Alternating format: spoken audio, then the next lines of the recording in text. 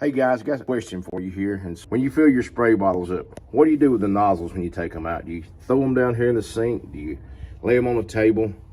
Hang them up. Any grit that gets on this is then transferred into your bottle. Transfer contamination. These bottles are modified. They have 200 mesh filters on them. We also have a charcoal RV filter.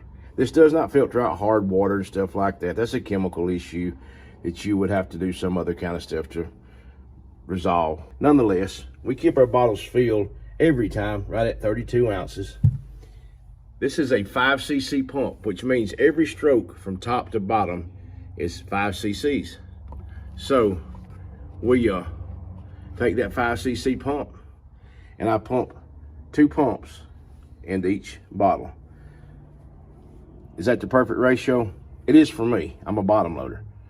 But what it does do for you is you know exactly every time you're getting the same amount every time in there. So hang your sprayers up. Don't lay them in the grit or whatever. Rinse them off, put them back in your bottle. Cleanliness is what they say next to godliness.